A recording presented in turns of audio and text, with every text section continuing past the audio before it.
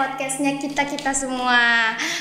Podcast ini berisi tentang konten-konten pendidikan yang sangat bermanfaat untuk kita semua sih pastinya. Sebelumnya perkenalkan dulu, nama saya Zebina dan di sini kita udah kedatangan Pak Darmawan selaku Kepala Sekolah SMK Medland. Selamat datang Pak. Selamat sore Zebina. Sore Bapak, baik Pak kabarnya? Alhamdulillah. Bapak, kita kan mau ngobrol-ngobrol nih Pak tentang keadaan pandemi sekarang ini.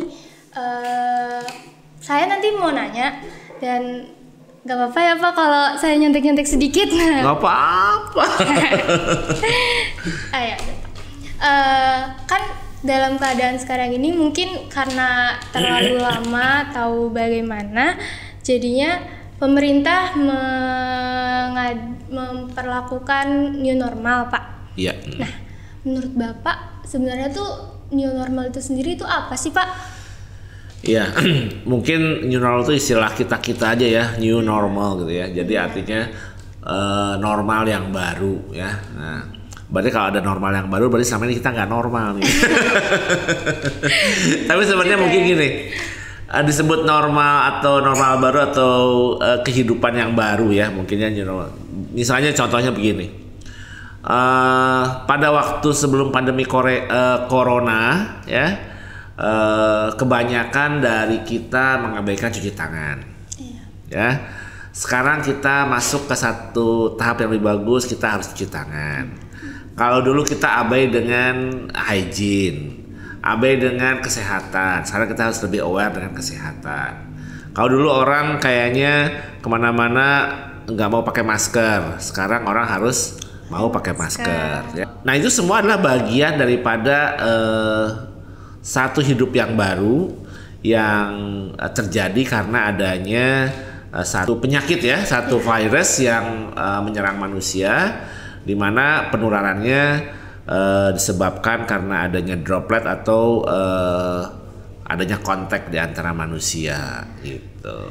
Sehingga kita saat ini harus lebih aware dengan namanya kesehatan. Makanya kalau Pak Darmawan bilang selalu kan new normal adalah keep healthy, keep hygiene, keep happiness, and keep sanitize gitu ya. Jadi semuanya itu berawal dari kebersihan. Ya betul. Yang kita harus jaga biar benar. kita tetap sehat. Ya betul. Kan, Pak? Dan hidupnya lebih teratur. Iya. Ya. Kalau dulu kan rasanya orang abai dengan dengan waktu istirahat dan sebagainya. Nah sekarang orang harus lebih aware dengan waktu istirahat yang cukup, olahraga yang yang teratur, makanan yang bergizi, karena imun kita jadi harus lebih baik nih. Nah imun itu bisa disebabkan karena tadi kita keep healthy, kemudian keep happiness, harus bahagia, jangan stres terus. Nanti kalau stres imun tubuhnya akan menurun. Iya betul. Ya, oke. Terus kenapa pemerintah itu menerapkan new normal itu kenapa? Ya karena begini, pemerintah mungkin bukan hanya pemerintah Indonesia, tapi seluruh warga dunia ini saat ini masuk ke dalam episode yang disebut dengan new normal tadi. Di mana new normal ini tujuannya lah untuk membuat supaya kita ya itu bisa menghindari atau mencegah untuk terserangnya virus corona ini ya. Kenapa? Karena kita tahu bahwa sampai saat ini kita belum atau WHO ataupun lembaga penelitian kesehatan dimanapun belum menemukan antivirus dari corona ini, dari COVID-19 ini belum ketemukan. Sehingga kita sebagai manusia tetap harus ada sebuah aktivitas ya, tapi aktivitas yang lebih terjaga, lebih hati-hati, lebih waspada dalam melaksanakan aktivitas sehari-hari.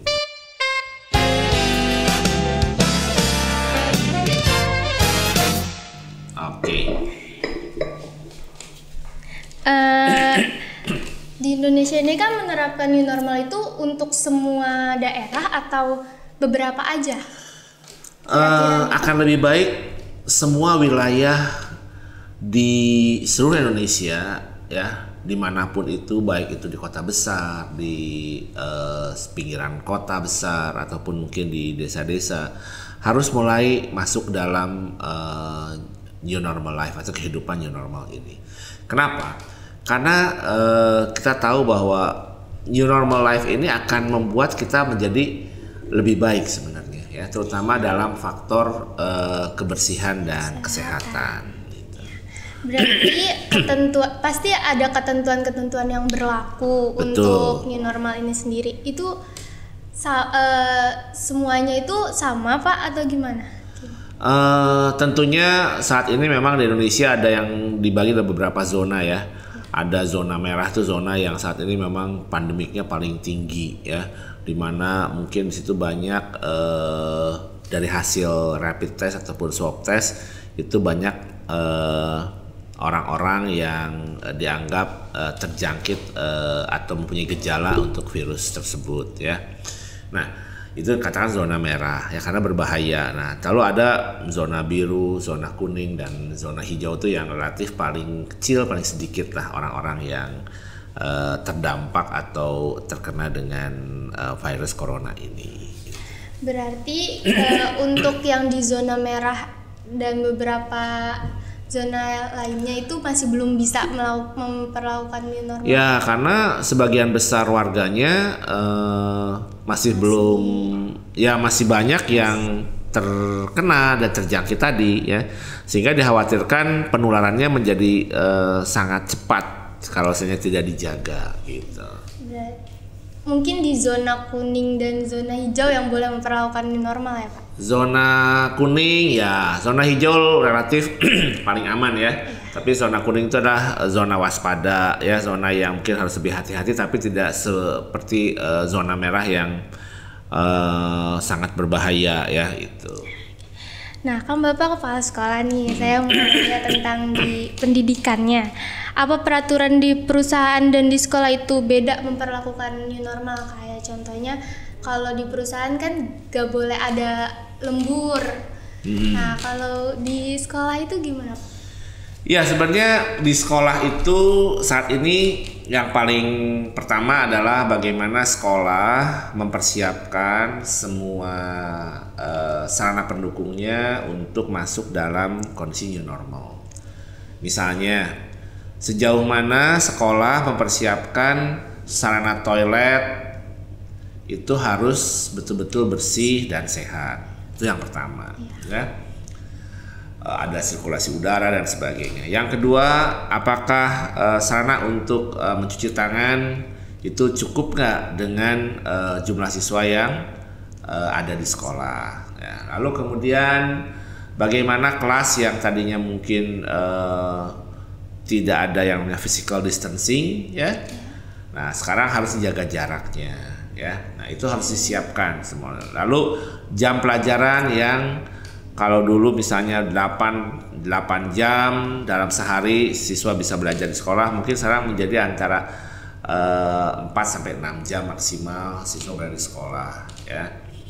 Lalu kemudian bagaimana anak-anak bersama dengan guru betul-betul menjaga yang namanya sentuhan-sentuhan fisik yang harus dijaga sedemikian rupa. Kalau dulu mungkin datang ke sekolah, murid cium tangan guru dan sebagainya, sekarang sebaiknya itu tidak lagi dilakukan karena tadi tipikal dari penyebaran atau penularan virus corona kan dari kontak fisik ya. Nah, gitu. Lalu guru mungkin nanti di SMK Mekanik ketika mengajar dia harus menggunakan face shield ya, untuk supaya tidak ada ketika dia bicara atau apa dropletnya bisa kita cegah ya dan sebagainya. Nah, hal seperti itu adalah hal yang harus dilakukan oleh sekolah. Lalu kemudian jarak antara kerja satu guru dengan guru lain juga harus diatur sedemikian rupa. Jadi antara sekolah dengan perusahaan ada kemiripan, tetapi perbedaannya adalah mungkin kalau perusahaan kan lebih kepada adanya flexi time dan sebagainya. Nah, mungkin kalau di sekolah itu dilakukan dengan adanya pergantian antara online dan offline learning. Gitu. Ya kalau offline itu berarti classical, regular seperti biasa. Nah lalu dengan ada yang online home learning.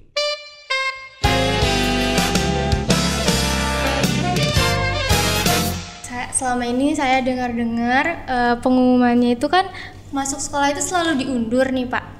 Nah untuk tahun ajaran baru pemerintah tuh udah memperbolehkan untuk masuk sekolah.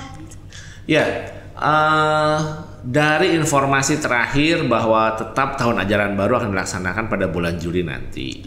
Tahun ajaran baru sangat berbeda antara dimulainya tahun ajaran baru dengan kegiatan persekolahan di sekolah ya. Nah oleh karena itu sampai hari ini memang untuk ketetapan kapan mulai sekolah itu pihak pemerintah daerah atau gugus tugas di wilayah itu akan menetapkan sejauh mana kesiapan, sejauh mana kondisi dari kewilayahan untuk bisa diperkenankan anak-anak masuk dalam sekolah. Kenapa? Karena tadi ya, artinya ketika dia mau membuka sekolah, kondisi sekolah secara fisik harus betul-betul siap. Protokolnya harus lengkap ya. Lalu kemudian hal-hal lainnya yang mendukung seperti adanya UKS dan sebagainya itu memang harus disediakan oleh pihak sekolah. Nah, hal seperti itulah yang mungkin dalam hal ini pemerintah atau gugus tugas kewilayahan akan melihat sejauh mana kesiapan dari sekolah maupun dari protokol yang ada. Gitu. Berarti setiap daerah apa beda masuknya Pak? Pasti berbeda. Pasti ya. berbeda. Mungkin kalau seandainya daerah sudah dinyatakan daerah yang hijau, ya bisa jadi dia akan mendapatkan prioritas untuk boleh menyelenggarakan kegiatan persekolahan dengan tata cara yang baru, yang new normal tadi. Nah, kalau wilayah persekolahannya berada di zona yang cukup berbahaya, ya mungkin harus menunda sampai dia berubah menjadi zona kuning atau zona hijau. Apa ada sistem dan protokol sendiri yang dilakukan SMK Medland selain mengikuti prosedur dari pemerintahan untuk tahun ajaran baru ini, Pak? Mungkin kalau seandainya berbeda dari yang lain tidak, tapi mungkin ada penambahan-penambahan yang menurut manajemen itu akan jauh lebih baik dalam melaksanakan protokol ataupun membuat suasana lebih hygiene dan sanitize ya. Misalnya ambil contoh di tempat kami nanti bahwa anak-anak yang masuk ke kelas itu tidak boleh menggunakan sepatu yang dia gunakan dari rumah. Jadi ketika dia mau masuk kelas dia harus ganti itu sepatu dengan sendal khusus di kelas. Dan sendal yang bawa di kelas itu adalah sendal yang dia bawa secara pribadi ya, tidak tahu di sekolah. Dia ganti. Mengapa harus ganti seperti itu? Karena dikhawatirkan ada virus yang menempel di sepatu ya. Kita tidak tahu kan ya, karena di Italia bahwa virus corona dibawa oleh sepatu. Nah, itu kita mencegah seperti itu. Lalu kemudian misalnya kita akan berlakukan mencoba mengatur waktu istirahat yang tidak bersamaan ya, sehingga kerumunannya kita hindari ya. Lalu kegiatan olahraga akan kita lakukan semuanya di pagi hari ya, dalam bagi siswa yang dengan harapan bahwa kegiatan olahraga itu akan pada pagi hari supaya aspek kesehatan, ketahanan tubuh si siswa itu dapat terjaga dengan baik. Nah, lalu kemudian pihak sekolah dalam hal ini menyediakan catering ya, yang bila mana ada orang tua mungkin merasa bahwa agak kerepotan untuk mempersiapkan. Nah, pihak sekolah mempersiapkan catering yang betul-betul dijaga aspek gizinya, kebersihannya bagi siswa yang tidak membawa bekal dari rumah. Nah, itu semua hal-hal yang akan terus kita kembangkan bagaimana kondisi sekolah ini menjadi nyaman dan kondusif dalam kegiatan pembelajaran.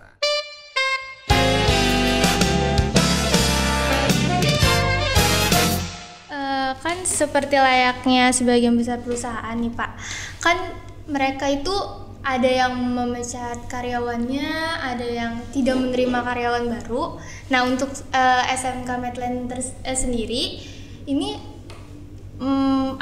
akan membatasi siswa baru yang akan masuk ke sini atau enggak? Ya, jadi kami sudah menghitung carrying capacity atau daya tampung daripada sekolah ini, ya, sehingga kalau seandainya nanti sekolah kita mulai membuka, nah diharapkan jumlah siswa baru yang masuk ke sini itu kapasitasnya maksimal di 270 siswa baru yang akan bisa kita terima. Tidak bisa lebih dari 270 siswa yang masuk di sini. Jadi kuota untuk tahun ini kami batasi sampai 270 siswa saja. Tidak bisa lebih daripada itu. Nah, jadi artinya kenapa demikian? Karena kami harus menghitung saat ini bagaimana jumlah kelas dengan dibagi dua, ya. Sebagian belajar di rumah dengan online home learning, dan sebagian mereka mungkin belajar dengan cara klasikal reguler seperti sebelumnya atau offline learning lah, ya, yang di sekolah. Itu pun kami rubah semua bentuk pembelajaran, gaya pembelajaran kita rubah semua gitu. Berarti kelas juga akan lebih sedikit ya Pak? Ya, kelas mungkin maksimal dalam satu kelas, kalau setelah kemarin pertemuan bersama dengan tim mencoba membuat markingnya, ya, itu maksimal satu kelas itu di angka 24 siswa saja dalam satu kelas, itu maksimum, ya.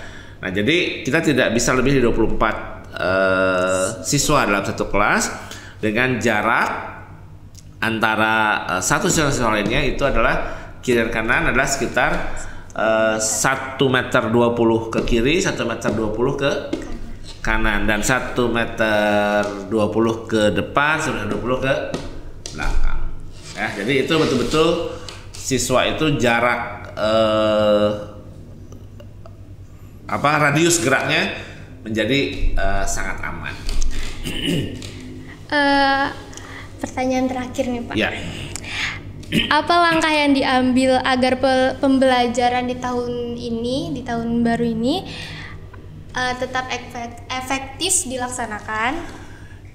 Ya, sampai hari ini SMK Medland sudah melakukan berbagai macam upaya, ya, dari mulai aspek fisik yang kita lengkapi dengan kelengkapan seperti untuk cuci tangan dan sebagainya, kemudian himbauan-himbauan kepada siswa untuk menggunakan masker, menggunakan face shield, kemudian membawa yang namanya hand sanitizer, kemudian mempersiapkan kelas untuk saud desinfektan setiap selesai dan memulai pembelajaran, ya. Lalu bagaimana saat ini sekolah sedang mempersiapkan tutorial pembelajaran, ya, dan video pembelajaran agar kegiatan online home learning dapat berjalan dengan lebih menarik, termasuk salah satunya adalah dimulainya Uri Podcast ini. Uri Podcast ini sebagai salah satu kegiatan pembelajaran nanti. Jadi mungkin nanti podcast ini bisa dijadikan sebagai sarana untuk siswa-siswa belajar di rumah, ya, dengan menyimak dialog di dalam podcast seperti ini gitu. Berarti akan ada pembelajaran melalui video gitu-gitu ya Pak? Iya, betul. Tapi tetap interaktif, ya. Seperti hari ini kita bicara mengenai new normal, ya. Nah, melalui podcast ini Zebina yang bawain. Nah, mungkin nanti the next bisa jadi guru yang lain membawakan satu materi tertentu. Nah, siswa mendengarkan di rumah dialog ini, tapi itu jadi satu pembelajaran buat siswa yang sedang online home learning, seperti itu. Berarti kita akan lebih memanfaatkan internet sekarang, ya, Pak, betul. Media sosial. Betul. Dan kita mengembangkan multimedia centernya sebagai sarana untuk kegiatan pembelajaran bagi sarana media untuk siswa-siswa yang online home learning. Oke, baik Pak. Terima kasih ya Pak atas informasinya. Oke, thank you Zebina, dan mudah-mudahan Uri Podcast ini atau podcastnya kita ini bisa memberikan manfaat yang besar bagi khususnya siswa, orang tua dari SMK Medland, dan juga mungkin bagi siswa atau remaja lainnya yang menyimak dari podcast dari Uli Podcast ini. Oke, kita sama-sama berdoa agar keadaan ini semakin membaik, ya kan Pak? Agar kita bisa bertemu lagi. Iya, karena banyak sekali yang kangen nih ya. Gurunya kangen sama muridnya, muridnya kangen sama sesama muridnya ya. Pokoknya mudah-mudahan bahwa kita bisa hidup dengan lebih baik, dengan kualitas hidup yang lebih baik ya. Dan kualitas hidup yang lebih baik itu ditentukan dari diri kita masing-masing. Ya, mudah-mudahan Zebrina juga selalu sehat dan perhatikan 3H plus 1S. Apa tuh? Keep healthy, keep hygiene, keep happiness, and always sanitize ya. Selalu menjaga sanitasi ya. Oke, terima kasih insan pendidikan Indonesia. Tetap semangat dan jaga kondisi. Nantikan podcast selanjutnya. Jangan lupa subscribe channel SMK Medland. Saran kamu untuk topik selanjutnya ditunggu di kolom komentar. Uri Podcast, podcastnya kita.